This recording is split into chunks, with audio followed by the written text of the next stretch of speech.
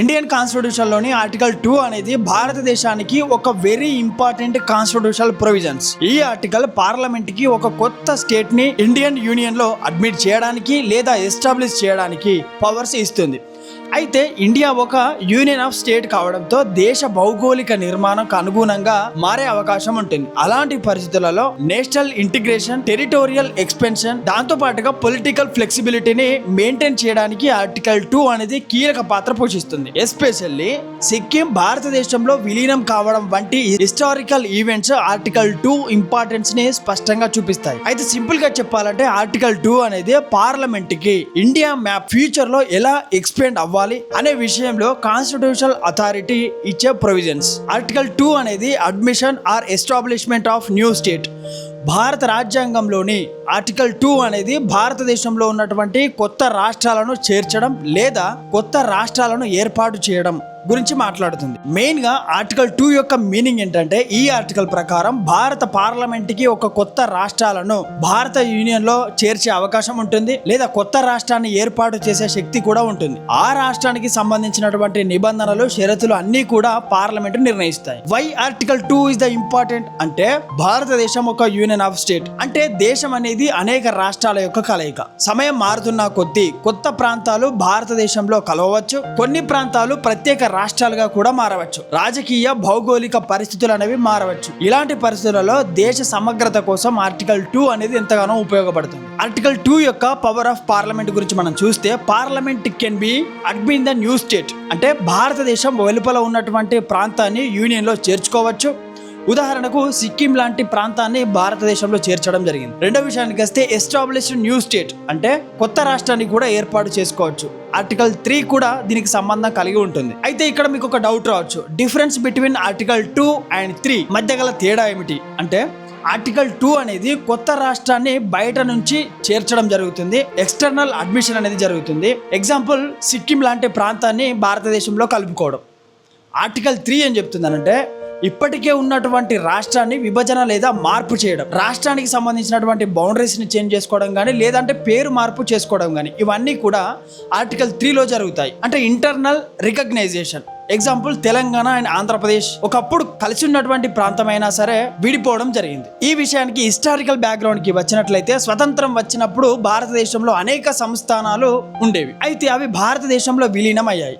ఈ నేపథ్యంలోనే కొత్త రాష్ట్రాలను చేర్చడం రాజ్యాంగంలోని ఆర్టికల్ 2గా ప్రవేశపెట్టడం జరిగింది. ఇక్కడ ముఖ్యమైన ఎగ్జాంపుల్ ఏంటంటే Sikkim admission into the India అంటే 1975లో సిక్కింను భారత్లో చేర్చడం జరిగింది. అప్పుడు ముందు అది ఒక ప్రత్యేక రాజ్యంగా ఉండేది. ఆ తర్వాత భారతదేశంలో 22వ రాష్ట్రంగా కూడా మారింది. అయితే ఇదే విషయంపై మన ఇంపార్టెంట్ కేసుల గురించి మనం మాట్లాడుకున్నట్లయితే ఫస్ట్ వన్ వచ్చేసి బేరుబరి యూనియన్ కేసు. అంటే ఈ కేసు యొక్క బ్యాక్గ్రౌండ్ విషయం ఏంటంటే భారత్ పాకిస్తాన్ యొక్క సరిహద్దుల సమస్యలో కొన్ని ప్రాంతాలను బదిలీ చేయాల్సినటువంటి పరిస్థితి వచ్చింది. అప్పుడు సుప్రీంకోర్టు అబ్జర్వ్ చేసిన విషయం ఏంటంటే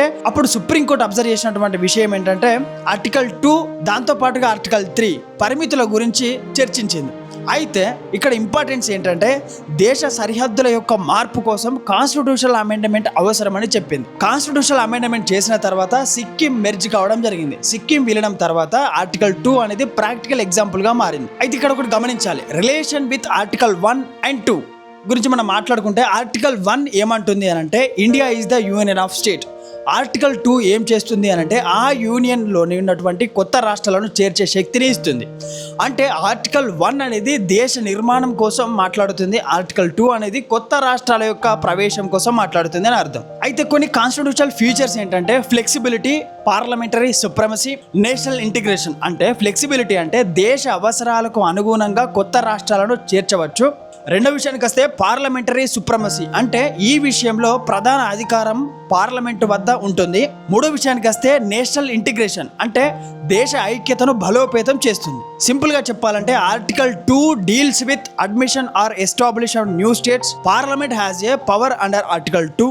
Sikkim is the best example of article 2. ఇక్కడ మనం డీప్ కాన్స్టిట్యూషనల్ అండర్స్టాండింగ్ గురించి మాట్లాడుకుంటే ఆర్టికల్ 2 అనేది భారత రాజ్యాంగంలోని ఒక డైనమిక్ ప్రొవిజన్. ఇది దేశ భౌగోళిక నిర్మాణం స్థిరంగా ఉండదని, అవసరమైతే దేశం విస్తరించవచ్చని సూచిస్తుంది.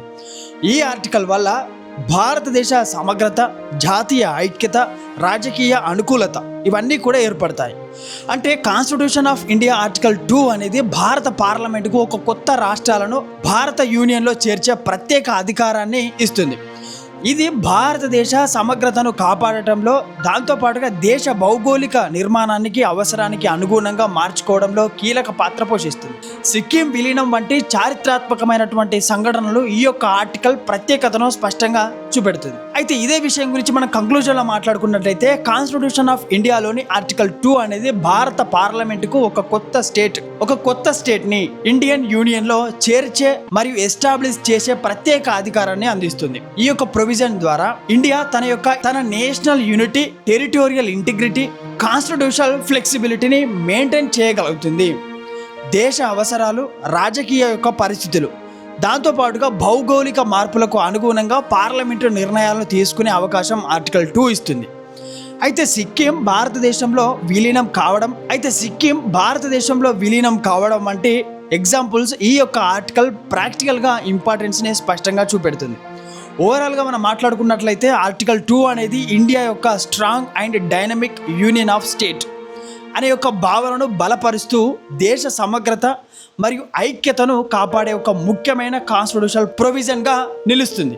ఇప్పటి వరకు ఈ వీడియోలో ఆర్టికల్ 2 ఏం చెప్తుంది, ఆర్టికల్ 2 యొక్క విషయం ఏంటి అనే విషయాల గురించి మనం మాట్లాడుకున్నాం కదా. నెక్స్ట్ వీడియోలో ఆర్టికల్ 3 గురించి సమగ్రంగా విశ్లేషణాత్మకంగా డీప్ కాన్స్టిట్యూషనల్ అనలైజ్ చేసి మేము ముందుకు తీసుకురాబోతున్నాను ప్రతి ఒక్క ఆర్టికల్ని. మరో వీడియోతో మళ్ళీ కలుస్తాను. నేను మీ కొంగటి రాజు ఫ్రమ్ లాలెన్సీ టీవీ నుండి. Thank you.